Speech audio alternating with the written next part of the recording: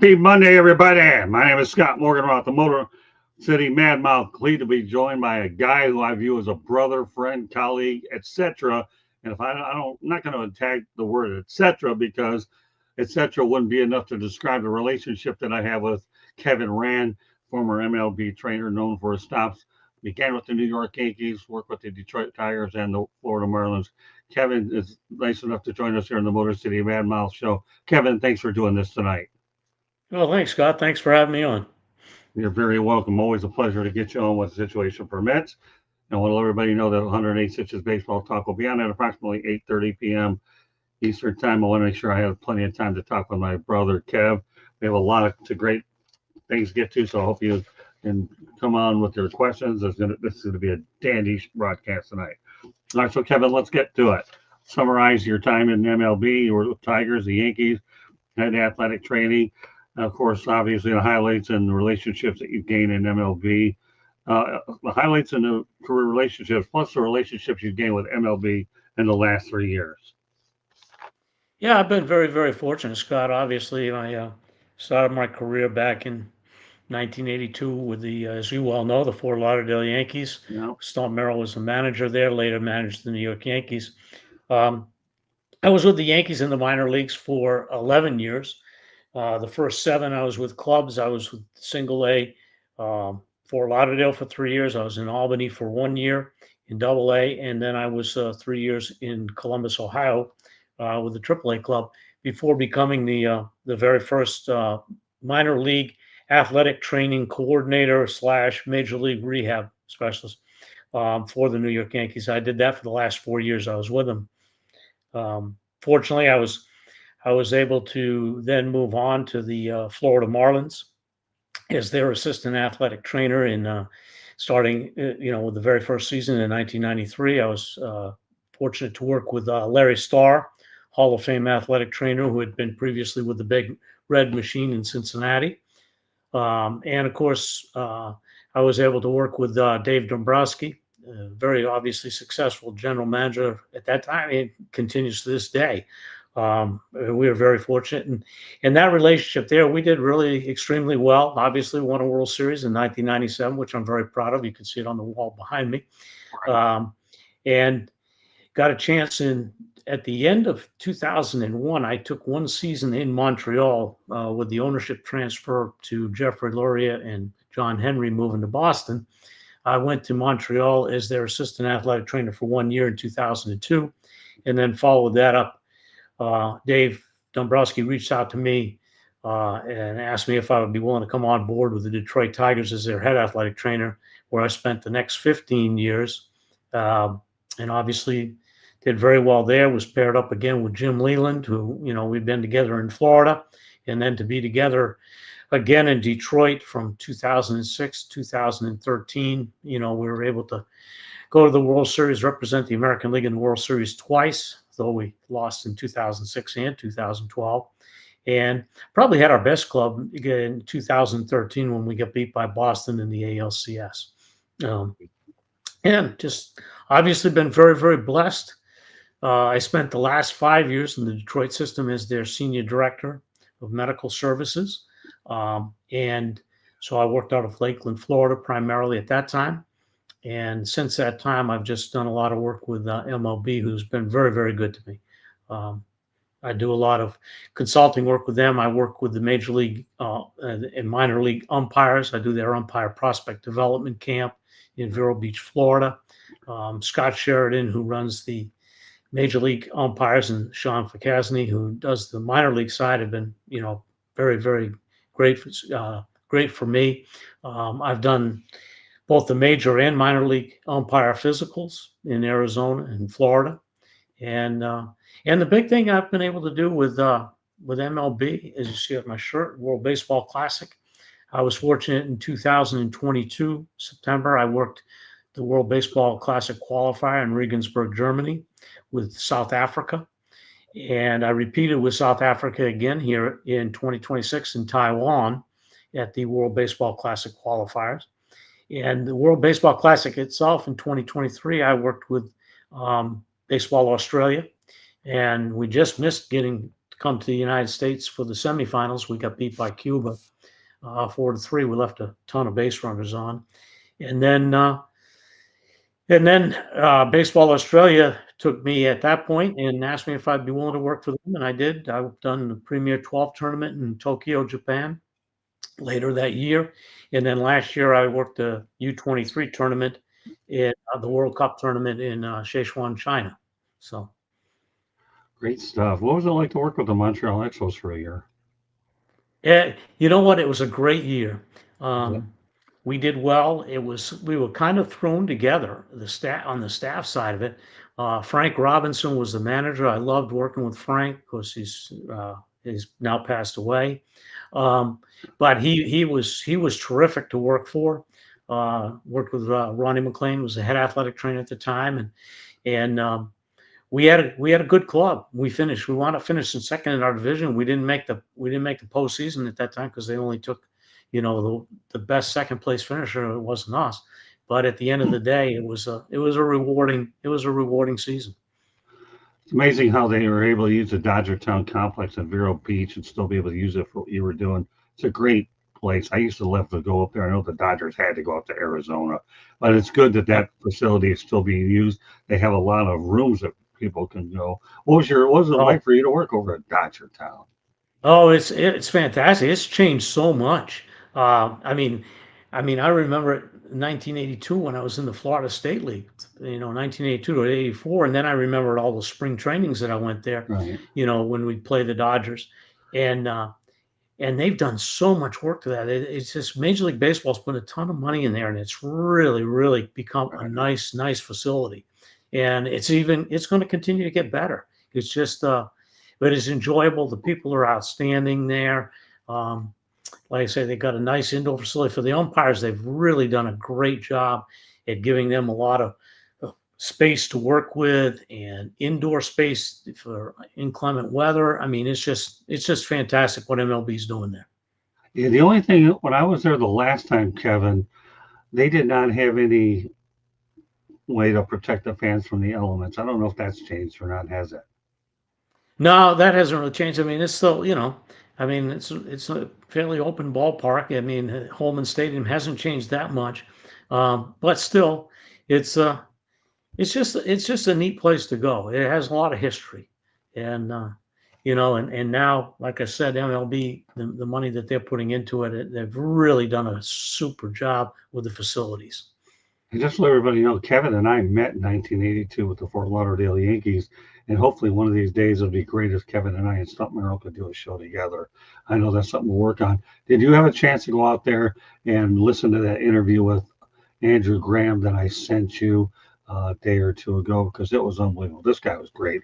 I interviewed him over Yes, text. he's Andrew's a special guy. I'm so happy for him. He's been spending his time in the minor leagues. He got promoted to Double A with the Tigers as a manager. He and I were together. I mean, I knew Andrew as a minor league manager, but I didn't really know him. And then he and I were together in Tokyo for the 2023 World Baseball Classic. He was the third base coach, and just an awesome individual, just a great, great person. And I'm so happy for Andrew just to get that break. And you know, he's in Double A, so every club. People don't realize it, but every club has one Double A team.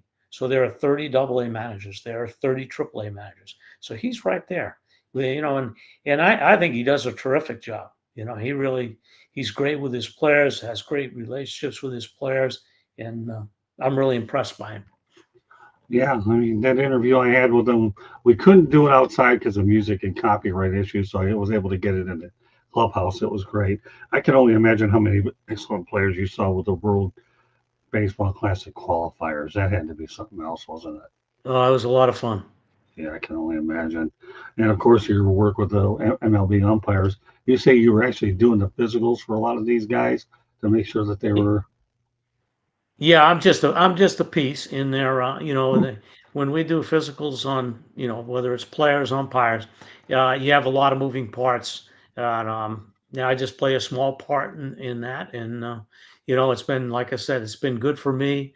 I always enjoyed working with the umpires. I think, to be perfectly honest with you, especially coming up through the minor leagues, the umpires have it tougher than anybody because they're on the road all the time unless they make their home in one of the cities.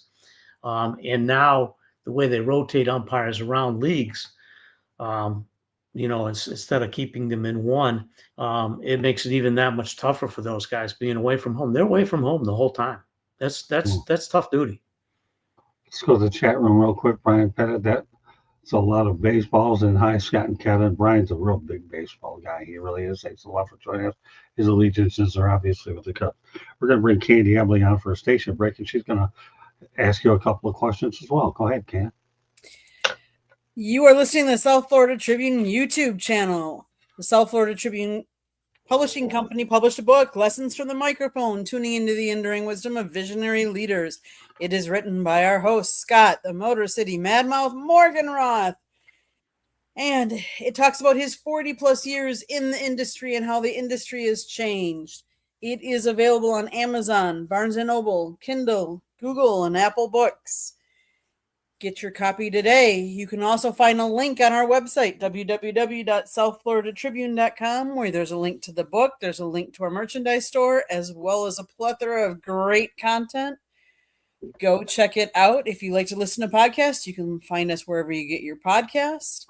If you want to advertise, you can call Scott, 954-304-4941. If you want to be a guest on a show or have show ideas, you can always email us at southfloridatribune@gmail.com. Okay, with that being said, Mr. Kevin, we talked a little bit of pre-production, and we were talking about what is your favorite stadium to watch a ball game in, since you've been in so many of the major league parks? Well, first I'll tell you that's kind of a loaded question because it's there's watching the ball game, there's working in the facilities, and then I like proximity, so I'm partial to being able to walk to the ballpark.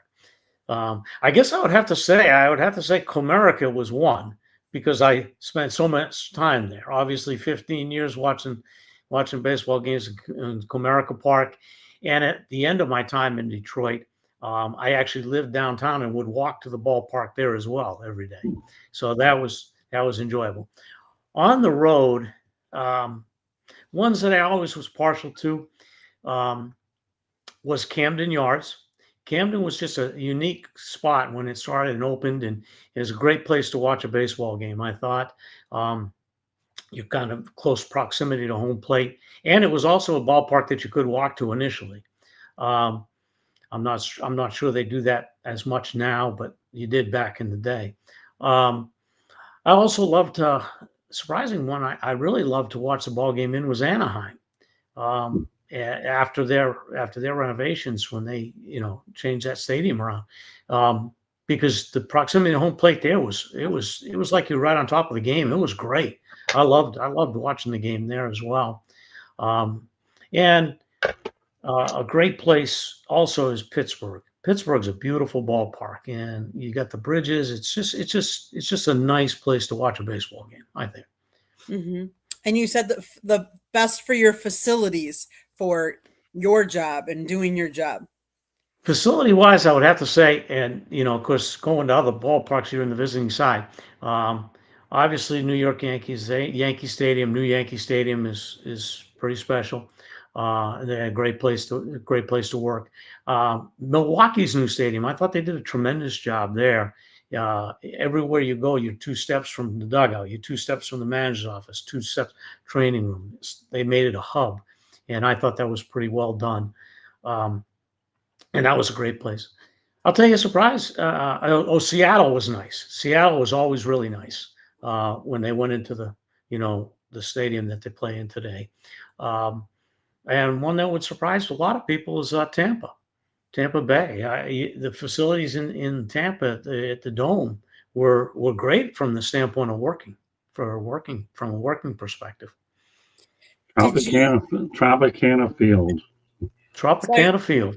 I'm going to ask one question. So another question though. So when you walked into some of these iconic stadiums, did you get like overwhelmed in some of those, like the Wrigley Fields and the Yankee Stadium, like the Wall, in Boston.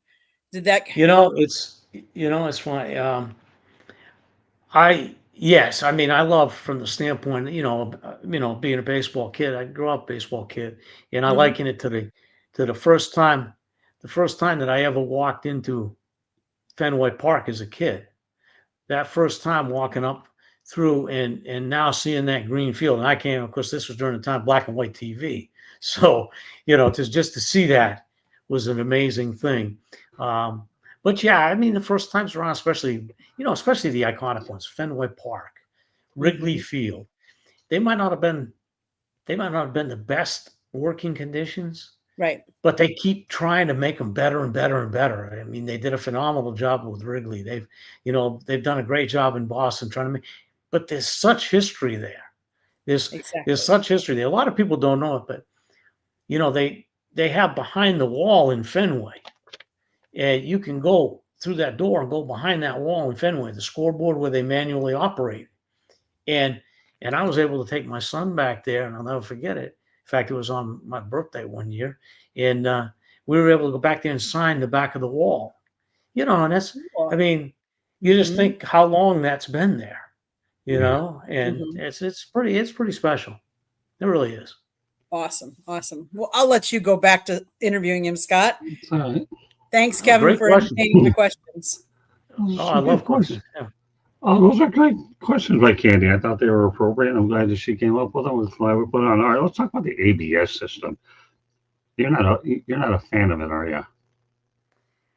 And no, Scott, I'll tell you why. I mean, uh, I feel why do we always try to make everything like it's got to be a video game?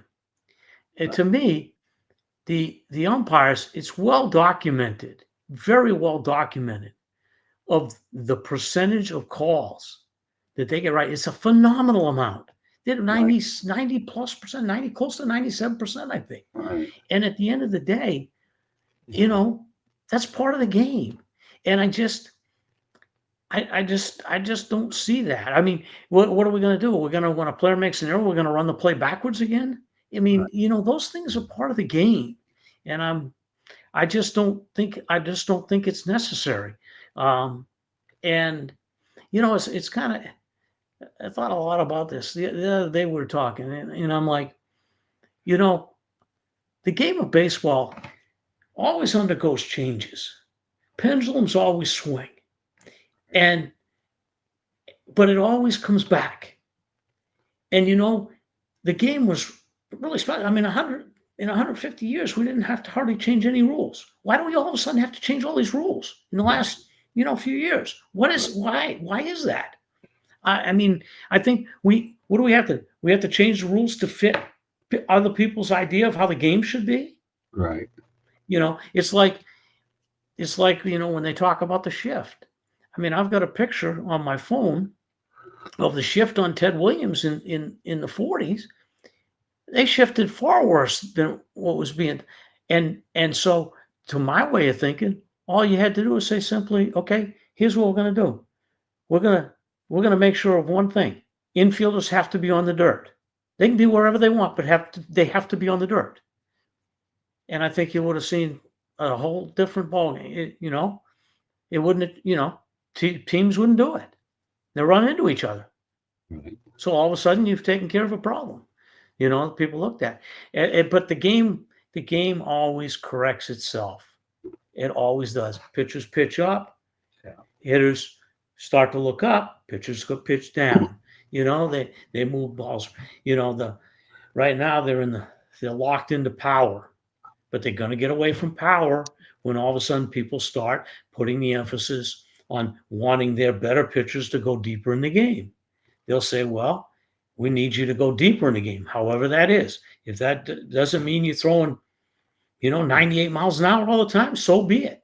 We want you pitching in the seventh and eighth inning. It's going to change. It's going to come back. It doesn't have to be artificially brought back. It will happen. It's just like the game, teams had already begun starting running again. without them doing anything with the bases, without them doing anything with throwing over to first base. That's one I really don't like. But they were already teams. It was already being shown that teams were starting to emphasize the running game again because everything had gotten so power happy. They're going to do what they have to do to succeed, and it's always been that way. It's always been a cyclic thing. All Rob, Man- pendulum comes back. Rob Manfred, there's your reason right there. Don't know why he's doing it. And as far as what your take is on the shift, if you're shifting one way, ever heard of hitting the ball, put bat on ball and hit it the other way where you have an easy base hit? Really? Seriously? Really? And teams would have they would start doing that, and they did start doing it. Just like teams had started, they realized that the running game had been de-emphasized. Well, where can we get an advantage on our opponent? We're going to start execute. We're going to start playing a running game, and all of a sudden they started playing a running game a little bit. You don't have to artificially change the game. The game will change itself. It'll adjust itself, and it always has. I agree with you. That's from me. I'm an old time guy. Well, I'm an old school guy just like you. Remember, we both got two great beards on here. We both know each other since a long time. Got two That's old school guys talking about the great old game. Why bother to change it? Speaking of which, we'll talk about the changes of late that you're not in favor of and some that you like. We talked about it. Now, why don't you please elaborate? Ones that I like, I definitely was a big fan of the pitch clock. And Okay. the reason I say it because, you can think some of the guys that took a long time to pitch back in the day, Steve Traxel, some of those guys. And I always felt that pitchers had an advantage when they kept coming at the hitter. And that was one that I also knew that players and pitchers would adjust to that. They would adjust to that, and they would adjust to it fairly quickly, and they did. And I do think that's been good. But you you were looking if your goal I lost if your goal was to speed the game up, you definitely you were going to accomplish it with that. You didn't need to do some of those other things. I don't like the two times throwing over, the two engagements. I don't care for that. I think you should be able to throw over as often as you need. And I don't think you would have seen, you're not going to see any just changes. That wouldn't change the game a whole lot, time-wise, at all. So I didn't think that one was necessary. Just like I didn't think you needed to address the shift any more than just putting all the guys on the infield. That would have done the same thing. What about the limitation of mound visits? The mound visits, I don't think it kind of comes back to what I say about how the game evolves. Well, the mound visits evolve because you're making all these pitching changes, but you're making pitching changes because you've tried to create a showcase athlete game as opposed to a starting pitcher pitching. When that starting pitcher pitches and pitches deeper into the game, you don't have a whole lot of mound visits, just the way it is. So I don't think it necessarily had to be, but that one, I mean, that's neither here nor there. That one didn't bother me a whole lot because that doesn't affect the game on the field itself. Yeah, but how can I not have an interview without asking about the ghost runner? The ghost runner? Don't get me started. No. Don't get you started. Well, just say whether you like it or despise it. No, I don't like it at all. If their feeling was that they wanted shorter games, they didn't want to get into those long type of games. I understand where they're coming from on that side of the equation, but what was wrong with us playing 12 innings, 13? Say, okay, most of your extra inning games were over by this time. So this is the number of extra innings we're going to play. And then if you wanted to make an argument for it, I'm not a fan. No. I like what you just said. I'll go 12 innings and hit the ghost runner. I'm okay with that. That to me is a happy medium and a compromise. I'm okay with that. That's what I mean. I mean, if you had done your research and said, okay, this is the number of extra inning games we're having every single year, and this is the average length of the extra inning games. Right. Predominantly or 60% of them are done in 12 innings.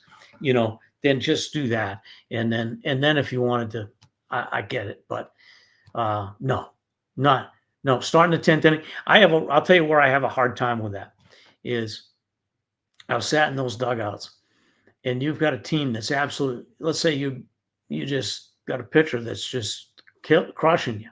I'm going to tell you, here's two things I really believe. You got a pitcher that's absolutely crushing you, and he's crushed you through 6 innings. You haven't touched him, and all of a sudden their metrics say, "Oh, third time around after 6, he gets hit. We got to get him out." No, on that night he's unhittable. You leave him in. You don't take him out. You don't, because if you take him out, we're on the other side going, "Thank you very much. You've now given us a chance." And on the side of extra inning games, if we haven't been able to do anything all day and get anybody on, but yet our pitcher's done a good job and kept us in this game, let's say we've got 1 run, 2, whatever the case might be.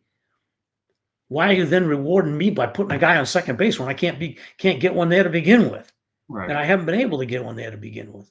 And that's kind of what I feel they're doing. They just arbitrarily say, "Oh, well, we'll do this. This will be the way we'll." I don't care for it. Well, like I said, if we were going for commissioner together, you'd be the commissioner, I'll be your assistant. I'd be your assistant for anything all day long. Anyhow, I say start it at the 12th inning and see what happens. But then again, we could talk all day about it. Let's go back across the continent to Japan. You talk about the Tokyo Premier 12 relationships for the WBC parties. Please elaborate on that. Well, I was very fortunate in the WBC in 2023. Like I said, I went to work with Australia. Dave Nielsen, Andrew Graham was the third base coach, Jim Bennett, pitching coach. I mean, these guys are phenomenal people to work with. Shane Watson, I just worked with him as well. And I had a chance when that World Baseball Classic was over. They reached out to me in the summer and they asked me, would you be willing to go back to Tokyo in November for the Premier 12 event? And I said, absolutely. The baseball in Tokyo it's hard to explain. I want you to think about how European football is.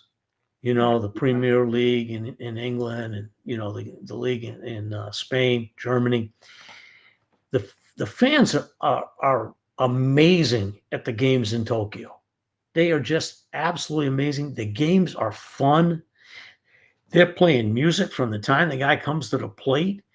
He's got his walk-up song. He's got a song out for his team. He's got the song, they're just playing music. They're cheering, they're chanting, and the whole time, the whole game. And it's just a lot of fun to be a part of. And so when I had the chance to go back to Tokyo again in November, I said, yeah, absolutely. Went there. And actually this time we stayed at the Tokyo Dome Hotel, which is attached to it, just walked underneath into the stadium. And then, like I said, then Baseball Australia has been very good to me. They also reached out and asked me if I'd do the World Cup in 2024 in the U23 World Cup in China. So, yeah, it's kind of a result of MLB, assigning me to the World Baseball Classic over there in Tokyo. I loved it there. I really did. It's outstanding. But I've gotten a good relationship with Baseball Australia as a result of that. Good stuff. Let me answer this question for Jazz number 1, Jazz 13. That show's going to be actually at 8:30 p.m. Eastern time. I have Kevin Randon, my longtime friend here, who started with the New York Yankees to begin with, and we met in 1982 with the Fort Lauderdale Yankees, and we've been friends since, brothers, whatever you want to call it. So that show will be on at 8:30. Jazz, that'll be a great show too, because we're going to talk about Jazz Chisholm as well. So thanks for being on here. We, as I said when I was previewing the show, Kev, that I was swinging for the fences tonight with our show, and as well as 108 Pitches Baseball Talk. And I really meant it, starting off with you, and of course the show later on. So great. Thanks for checking this, Jazz. And of course you'll be able to watch 108 Pitches Baseball, but just a little bit later tonight. So let's talk about the Tokyo series. You talked about the Tokyo Dome. What was that like between the Dodgers and the Cubs? Did you like the series? And I didn't know that the Tokyo Dome had a hotel attached to it. Yeah, it's got the Tokyo Dome Hotel, which is right there. Yeah, uh, I thought the series opening up there with the Dodgers and the Cubs, what a great series. A lot of the people that worked the World Baseball Classic qualifier in Taiwan at the end of February, they actually left from Taiwan and went straight over to Tokyo to get ready for that series. To get the fields ready and get the facilities all up, speed. Um, I just think it's great for baseball. I mean, you took two clubs. Obviously, Shohei Ohtani, we all know about him, but I mean, you took you took two clubs that have a lot of Japanese influence and players. And you took them over there and you played two games and and to me, growing the game around the globe is huge. I mean, and it's like I saw it when I went to Taiwan for the qualifier, the World Baseball Classic qualifier. The dome in Taiwan was as nice as any facility I've ever been in. Right. I mean, it was first class, major league clubhouse, major league weight room, major league training room, everything about it, the atmosphere. Um, and I think that's a credit to Major League Baseball, the job that they've done, and it's those types of games like the Cubs and the Dodgers going over and playing there, which to me is a great thing. I mean, it's expanding the game, and they've continued to do it. The games they've played in London, the games they've played in Mexico, I just think it's when you're working some of those experiences, some of those things, they kind of take you out of the normal routine. But by the same token, I mean, whenever we've done any of those types of venues or type of games, you get a lot out of it. I remember going and playing in the Hall of Fame game, which was an exhibition game. It was kind of cool. It was a Yeah. lot of fun. It's just broke up the season. I've heard the Williamsport game has been special. I never got a chance to be there. Um, the Field of Dreams game. Those are all great things. But when you're taking it across the globe, I think it is even more powerful. We've talked about the WBC a lot. We'll continue the theme for a moment. Let's compare and contrast Miami versus Japan. We know they do a pretty good job over at Lone Depot Park. We're straight at the Orange Bowl. But you were impressed with the way it's handled in Japan, weren't you?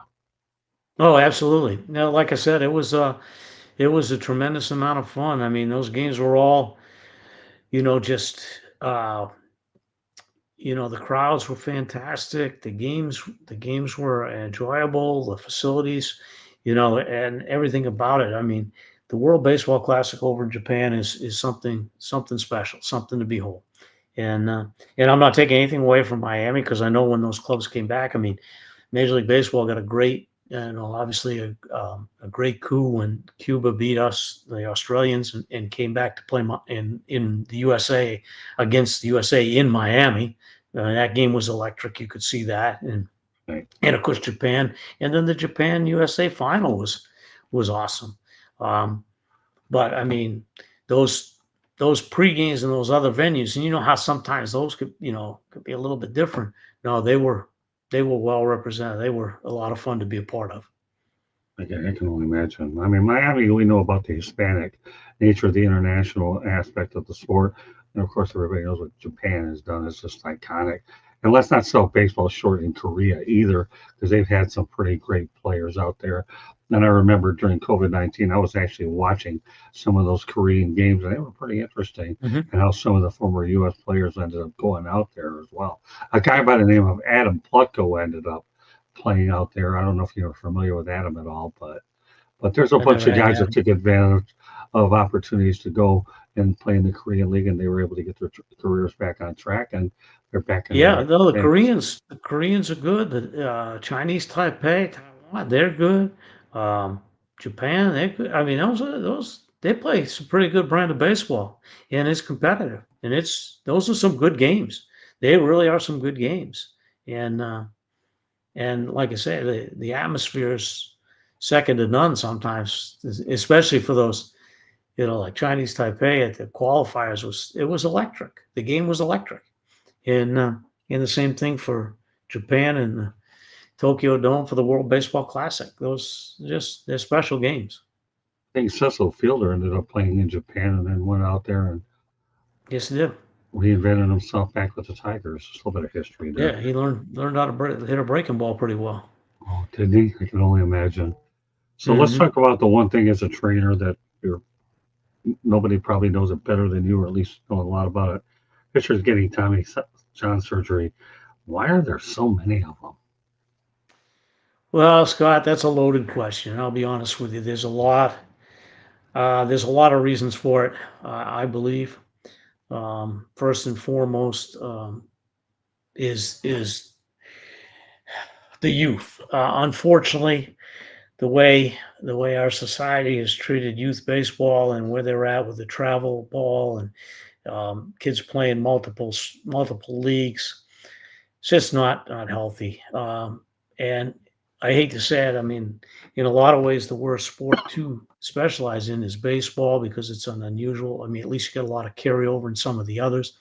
Right. But you know, I mean, they've done the research and specializing at a young age is not a good idea, and yet we're doing it with kids at 8, 9, 10. So I really think we're kind of giving them the first strike, if not two strikes, before they ever even get close to us in professionally. Um, and then the advent, everything's become about power. Well, I'm not saying power isn't important, but by the same token, you've got to be able, if all you're trying to do is build up the muscle and you're trying to build up the drive, you're trying to build up the torque, you're building that torque up, but you're not addressing the connective tissue, the ligament, Right. tendons. And we see the same thing with ACL injuries, non-contact injuries happening all over the sports right now, because everything's been about power, and they've gotten away from the fact that there's actually a moment in time there when you're transitioning from whether it's external into internal rotation, where the tendons and ligaments, they have to be able to handle that muscular power. And they're not getting it in the training that we're doing today. Then we've gotten away from doing what's called isometric strengthening, which uh, when you put the muscle at max contraction and you're pulling, Right. and now you do an isometric hold, you're actually strengthening the connective tissue as much as you possibly can. And at the end of the day, well, we kind of gotten away from it. And so I think there's a lot of reasons. I mean, I want you to think about something. Sure. Think about something. We limited, we we went with pitch counts, trying to Right. limit pitches. Right thing to do? Not so sure. We went to, we've gone from that on the pitch count side. We've gone as far as innings were concerned, restricting innings. And yeah, what do we have? We're having more injuries than we had before. Right. You know, Mhm. we did a lot of it. The training that we used to do with our pitchers in the minor leagues, from Double A on, we pitched them as if they were in the big leagues. We needed to find out if they could handle that workload. We got away from that. We now said, oh, we're afraid to get somebody hurt, and being afraid to get somebody hurt, we're getting people hurt at a higher rate. So this doesn't quite add up, and I think that's the reason. I mean, you know, I always say I liken it to if you had an elite miler and he came into your school and he said, "Okay, I've got this elite miler. This guy's an Olympic. This guy's an Olympic miler. Would I run him a quarter mile the first year, half mile the second, three quarters the third, and then a mile the fourth year? No, I'd be training him right from the get go. So why did we change? There were a lot of smart baseball people doing a lot of training. Yes, do we have some players get hurt? Yes, you will have some players get hurt. But I dare say they got more people getting hurt now when we went away from our tried and true training methods. I just think we've just had a situation where we haven't addressed it properly. So Called overthinking it. Really, it's what it yeah, is. in So some respects, you know what? Here's the big one today: workload management. Well, why is workload management based upon the lowest guy? Yeah. Why isn't it based upon the highest guy and try to get our guy to the highest guy? Right. I don't know. Scary thought. You know, the I'm thing not I that smart. really, I'm not that smart. well, smarter than you think. Anybody that watches this show here will be way smarter with them watching it than they would be without it, because we're talking about a lot of issues and a lot of different ways that, and yet we're seeing all these problems transpire on a daily basis. I don't know about you, but I miss seeing complete games, don't you? Yes, absolutely. There's no reason. Here's what I'd say to you. People would like to say that a low stress inning is 100 and a low stress inning is 15 pitches, right? Right. You've heard that said. Low stress innings, 15 pitches. If I throw 9 low stress innings, how many pitches have I thrown? 135. Okay. Why are we worried about a guy at 100? We should have him trained to be able to throw at least 135. 9 low stress innings, 135. He should be able to be trained to throw 9 low stress innings. So why do we get concerned? Where'd the 100 come from?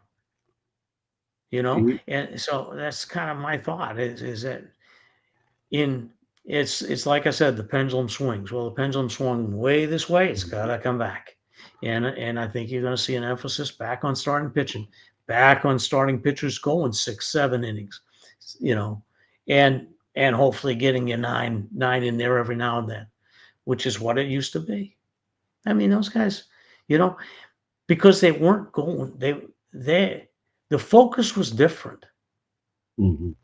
The focus was getting people out and getting people out in the fewest number of pitches and getting deep into the games. That was the emphasis.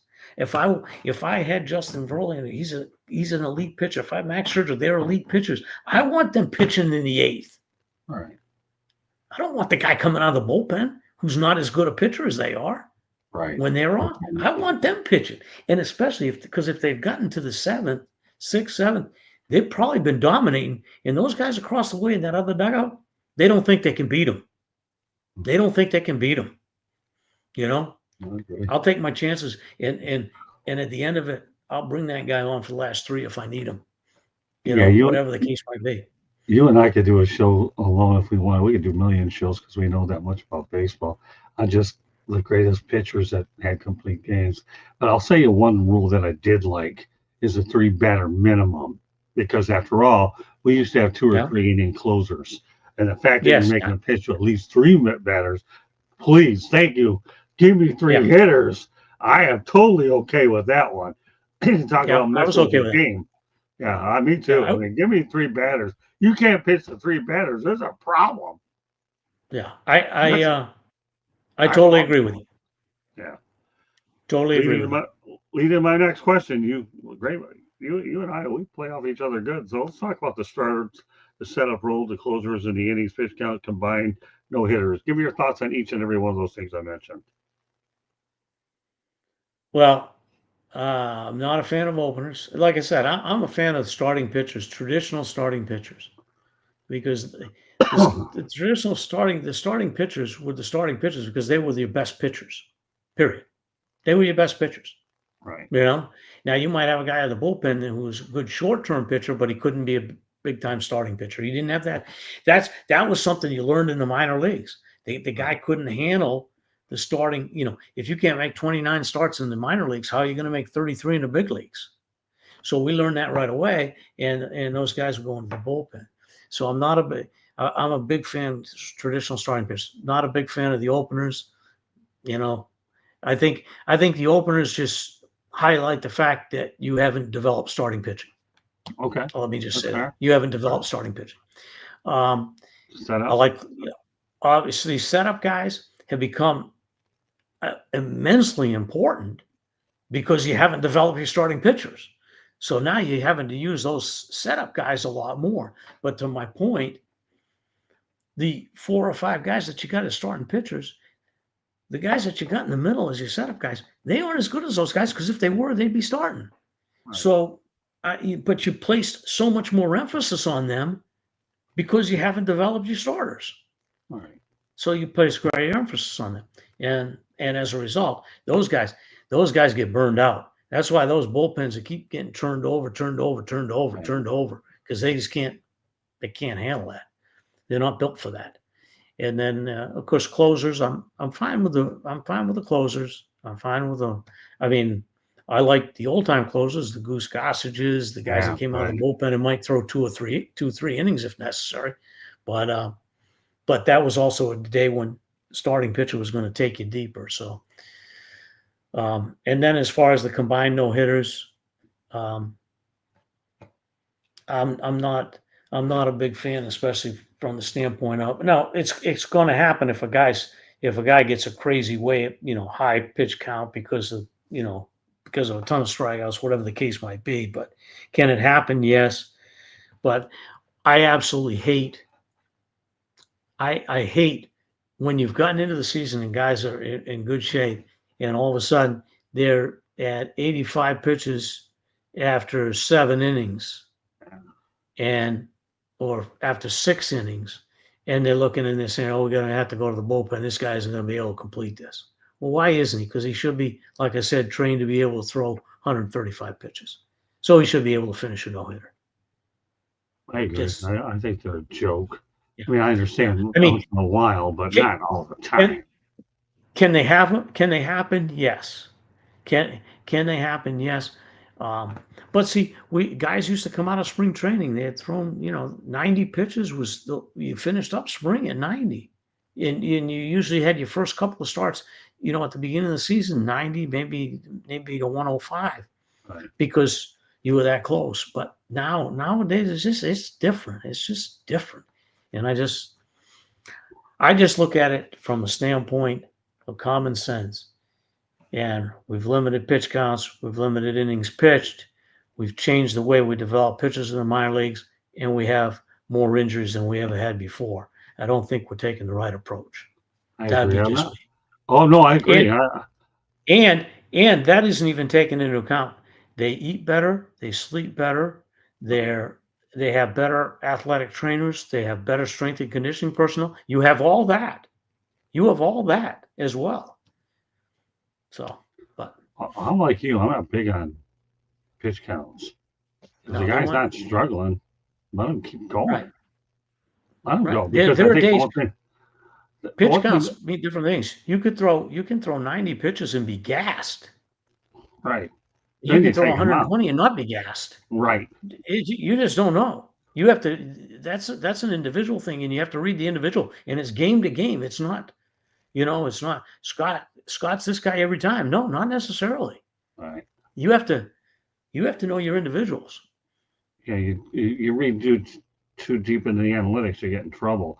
You go 120 pitches, and you're all of a sudden into the seventh inning. That means that the bullpen has two less innings of work, and as a result, your bullpen doesn't get overworked on that particular night, and you save Right. people. So I don't like innings. I don't like the pitch counts and the inning limit. I really, really struggle with it. By the way, Joshua Dorr, thanks a lot for being a part of the show. Glad you're watching on our YouTube channel. Just so you know, there's a red subscribe button out there. Please go out there and subscribe to it if you haven't already. Cyberuski's in here saying hello. Thank you very much as well. And I'm glad that you're enjoying a nice cold Modelo. Very good stuff. I'm sure a lot of people are. But I appreciate you guys, are regulars, fans of the show, and we appreciate them for joining us as well. Yeah, again, I think part of baseball's issue is they're overthinking too many things. There are, and that's why they're self-destructing and creating some of their own issues of what they are.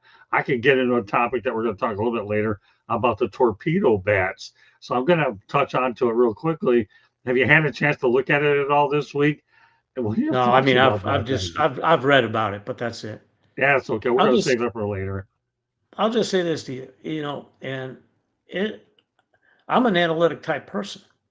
Yeah, Analytics has a place as well, but you've got if you think about it, if you couple the analytics with the technology, some of the technology that we can do today, and if you use the old time training methods, you might hit a home run. You might hit a grand slam if you put them all together. But the one thing they do is they've kind of dismissed the experience. They kind of push that to the side, thinking, well, the analytics technology, that's going to tell us everything we need to know. Well, it doesn't. You and I both know there's this thing called a heart that means something. And experience is a big time big time teacher, and you can't dismiss experience. You just can't.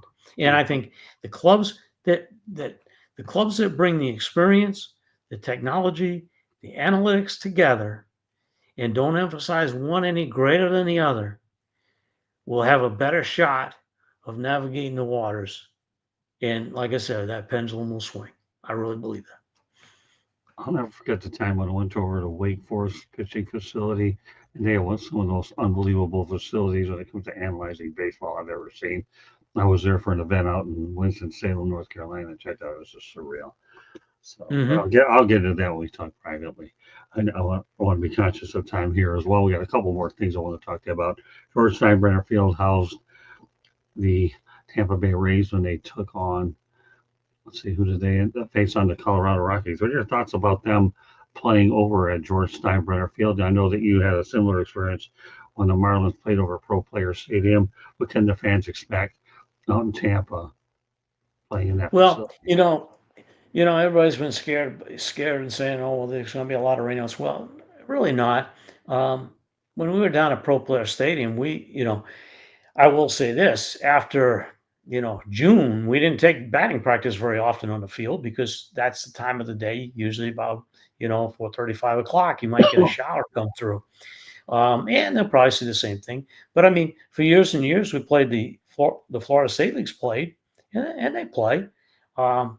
And now when you put a major league ground crew there, you got a good shot. I mean, I think they'll be fine. I think it'll be interesting to see how the fans react to, outdoor baseball.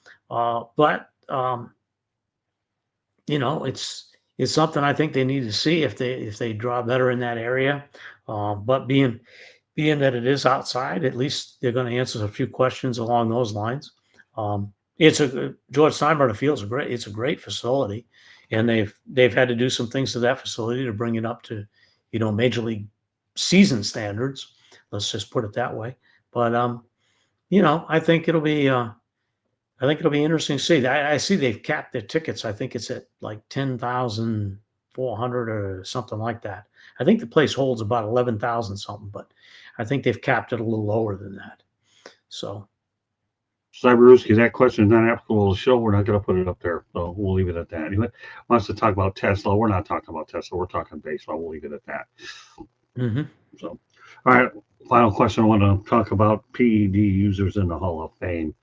This is a really controversial question. I know we talked about it, but the reason why I'm bringing it up to you, Kevin, is because let's face the reality. You were on the inside of what was going on in terms of what guys put in their body. And I want you to address this thing in its entire well, it's obviously it's a pretty complex issue, and it's a polarizing issue for a lot of people. It's one of those where I look at the game and the way the game has evolved. Everybody's always tried to get an edge at any time. I don't care whether it was back at the early 1900s, 1920s, 1950s, 1960s. Everybody tried to get the edge. On the steroid side of it, obviously it made it a little bit more difficult. Now, all I will tell you, though, is that everybody thinks when you start thinking steroids, they're predominantly thinking hitters. Right. And that's not necessarily totally the case. I can tell you that right now. I can guarantee you that, you had pitchers. You had pitchers, I'm sure, that were used. You had relief pitchers probably benefited as much as anybody because they were able to come back and pitch every single day. The recovery was that quick. But when it comes to deciding upon the Hall of Fame, whether steroids are right or wrong, I look at it that you look at a player, and I kind of think about this when I compare players from one era to the next. And so, especially nowadays, with the information that we have available to us, you take a player's career and we'll say a player's career started in 1960 and ended in 1973. So we take from 60 to 73 and we say, okay, we'll just say it's a hitter, for example, Right. how much better was that hitter during his career span than the average hitter at that time? Right.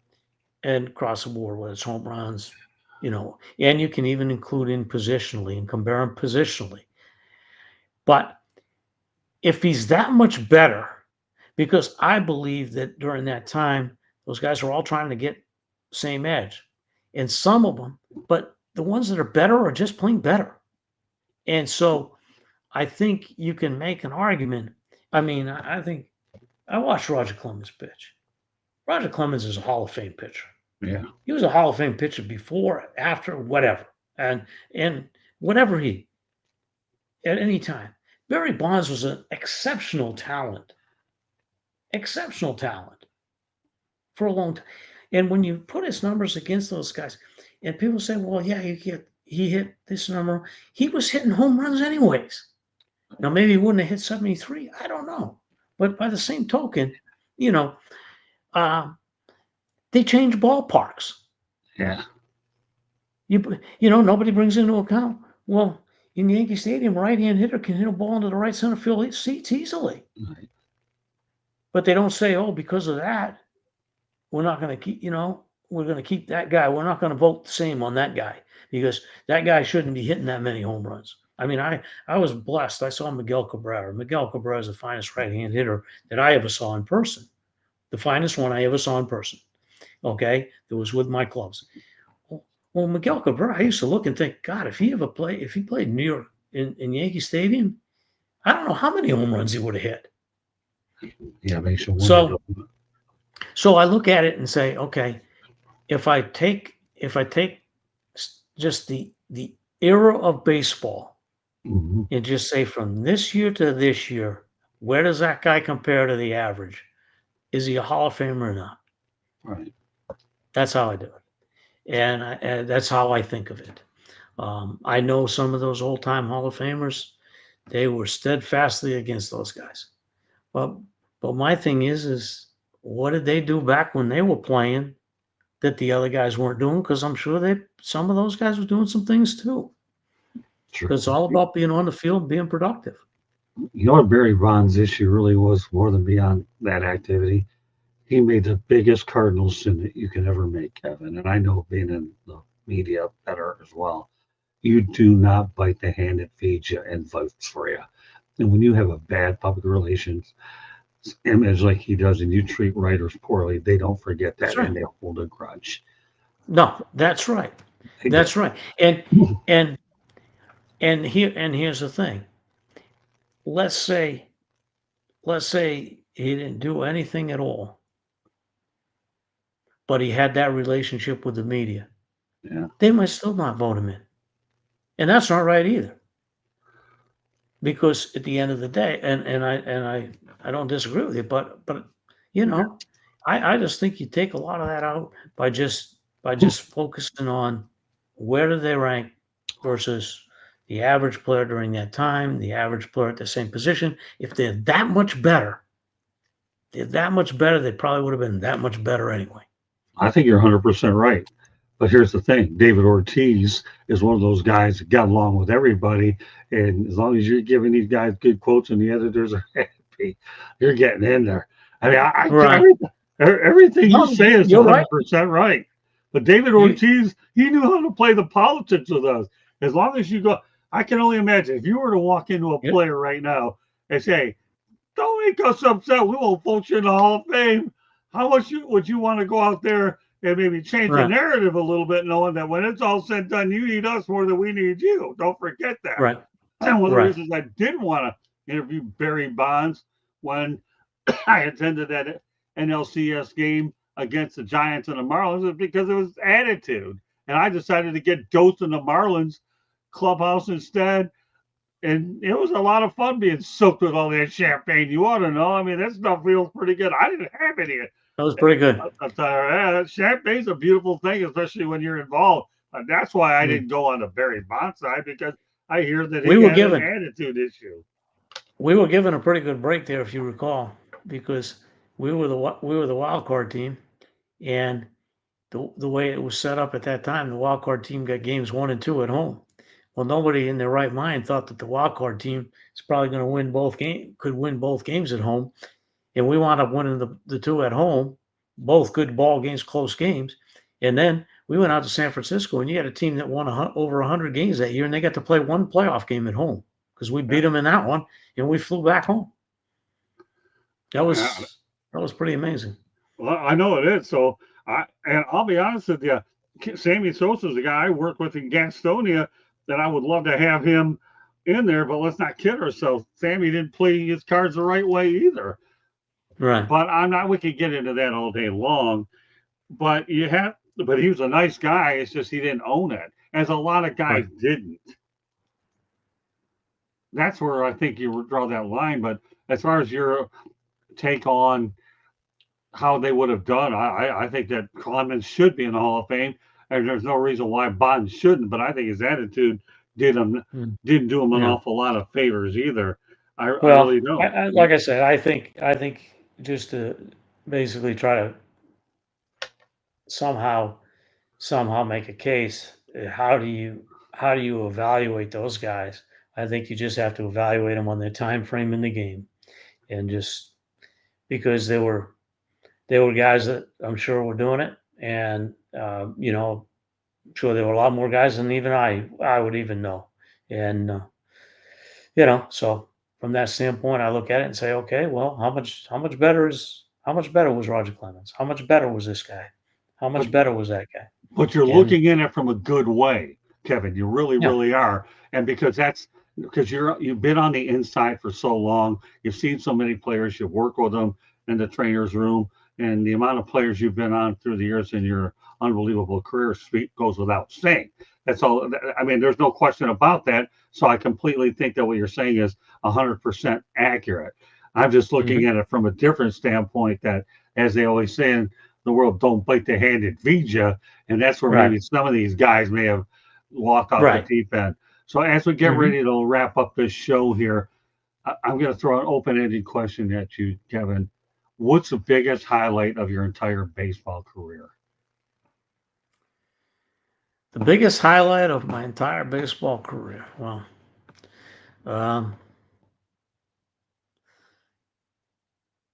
I would have to say, obviously, winning the World Series in 1997 was right there.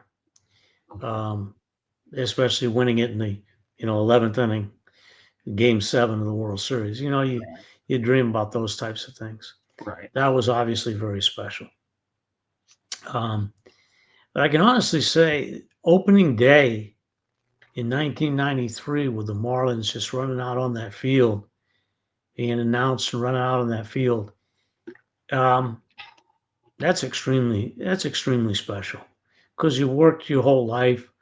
There's no guarantees you're going to get to the big leagues, whether it's as a player, a manager, coach, trainer. There's no guarantee. And when you've toiled in the minor leagues, which to me is very special, when you've toiled 11 years in the minor leagues and you get a chance to go to the show, that's pretty special. So on the baseball side, I'd have to say that. Like I said, I've been very blessed. I was blessed to work the All-Star game in 2005 for the American League. Blessed to be in 3 World Series, win in 1997, American League champions in 2006, 2012. So there's a lot of special memories there. But I'd have to say probably opening day after 11 years in the minor leagues, and all of a sudden you've got to the big leagues. And you don't know how long you're going to be there either. I mean, I was very fortunate. I was there, I got there, and I was there 30 years later. So, I spent 30 years in the major leagues. So that was pretty special. My biggest highlight of all the sports that I've covered in baseball are the relationships you've built through the years. You and I have been friends since '82. A long time. 43 years. When I think about my first major interview with Tom Lasorda, working with Stump Merrill, my first manager ever, And then I think about Brian Butterfield and Rex Hudler, who to this day, when I see them, it's like they never forget who you are. When you want Mm-mm. to talk to them, it's so easy. To me, Mhm. that's what this is all about. Well, Hockey, it's football. funny you say that.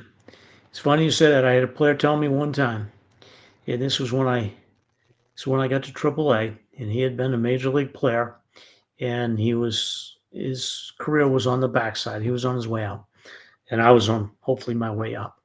And he said to me, he said, "Kevin, I want you to think about something." And he says, "You're going to realize this." He says, "But this is the greatest fraternity in the world. Yeah, It's a very small fraternity. It's a very, very small fraternity. If you get to the big leagues, think about it. I mean, there have only been 23,000 Major League Baseball players right. since 1850. I mean, you don't even fill up half a stadium, or just barely over half a stadium. And and and of the number of those guys that actually get in, 10 years, it's far less than people think. That percentage is not very high. On And it's very true. You make a lot of acquaintances through the years, and it's funny because, like you said, you'll see those guys. Like I'd see you every now and then. Oh, that's a long time ago we were together for a lot of, but we still catch up. Yeah, Or I see Rex Hudler when we go play Kansas City, and he's doing the broadcasting for him. I'd see Brian Butterfield when he was coaching, whether it was the Cards, I mean the Cubs or the Red Sox, or we'd visit, get to catch up. That's what it's all about. The people. The people are what it's all about. Absolutely. And nothing more special than the people. well, Don Mattingly is one of my favorite people too. I can remember many times, and now when I suffered some head injuries, he was always positive. He was always there to give me moral support. I caught up with him at Rogers Center, and it was unbelievable. We were just talking. I wrote a story Hmm. on him. And Don Mattingly, I work with the Marlins, just unbelievable. We talk in the Yeah. backfield, we talk in the field. He'd give me moral support. And I see him, I'm going to let him know about my recent onset of Alzheimer's, and he can rest assured I've got his number if I ever need to talk to him. But Donnie's again, Donnie's the best. Donnie's he's just great people. unbelievable. And Yeah. there's ever a guy who belongs in the Hall of Fame, it's him. So have you ever, Hmm. finally, have you ever been to the Baseball Hall of Fame yourself? The only times I've been to the Baseball Hall of Fame, it says, is because of being in baseball all the time. Were the two times that we played the well, they used to play an exhibition game there. So Yeah. one time, we played the Red Sox there. One time we played the Brewers there, and that's the only time. And we'd get there the night before, and we got like a special tour of the Baseball Hall of Fame, very special, and then we'd be in a parade the next day and play the game, and then fly out to the next city that we were going to. And I got to do that twice. I was blessed. And a lot of people, like I said, some of those things are, guys are like, oh, geez, we got to do that. This should be an off day. Yeah, it's just special when you're going and you're doing those types of things. I think if you're a Well, baseball fan, I love the game. So I'm entitled to be subjective because it is my show, by the way. mhm. And if there's ever a person that belongs in the Hall of Fame, Kevin, it's you because of your Oh, thank you. I contribution. appreciate that. Because it's your contributions to the game that few people realize. Life after MLB. As a trainer, Kevin Rand joins me tonight on the Sports Exchange. We appreciate all the participation in the chat room tonight. It's been truly wonderful. Relationships. If you really believe in relationships, this is a show I would encourage people to watch multiple times because Kevin and I go back a long years. In our relationship, I would always enjoy taking updated pictures, whether I had a beard on or no beard on. It didn't really matter. We would always We'll get update another it. one. Oh, I know. We're going to do it. I mean, either I'm coming your way or you're coming mine. It's not a matter of We'll, if, it's a matter of yeah, we'll when. get we'll get another one. Oh, I know we will. I'm looking forward to it. We're going to bring Candy out for last station break. We have our crew out waiting next for 108 Stitches baseball talk, but I couldn't think of a better way tonight swinging for the fences with my longtime pal, Kevin Rand. Go ahead, Candy. South Florida Tribune Publishing Company published a book, Lessons from the Microphone, Tuning into the Enduring Wisdom of Visionary Leaders. It is written by our host, Scott, the Motor City Madmouth Morganroth. It talks about his 40 plus years in the industry and how it has changed. And yes, there is a picture of a young Scott with a young Tommy Lasorda. And there's some other pictures in there, but I'm not going to steal the thunder. You got to buy the book to find out. The book is available on Amazon, Barnes & Noble, Kindle, Google, and Apple Books. There's also a link on our website, www.southfloridatribune.com, where you can find a link to this book, a link to our merchandise store, and a plethora of great content. If you listen to podcasts, you can find us wherever you get your podcasts. If you see the red subscribe button in the lower right-hand corner, please hit it, like us, share us with all your friends and family. Monday nights, we talk baseball. Tuesday nights, we talk football. Wednesdays and Thursday nights, you never know what's going to be on tap, except Thursday nights, we do hockey as well. You're listening to the Motor City Mad Mouse Show, which is a one-on-one interview show with Scott. And tonight, a great guest, Kevin Rand. If you want to advertise or sponsor a show, call Scott 954-304-4941. And if you want to be a guest, you can always email us at southfloridatribune@gmail.com. Okay, Scott, back to you. Well, I don't say this too often to too many people on the show, but I will say it this one time, Kevin. I love you, Kevin. Please don't ever forget that. You got it, buddy. I don't. Love you too, man. It's been a lot of fun.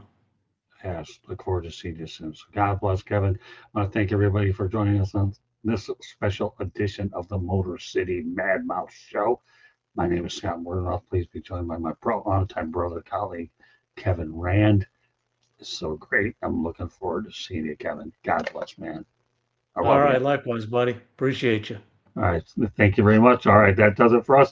108 Stitches Baseball Talk is coming up. Thank you. Good night, everyone.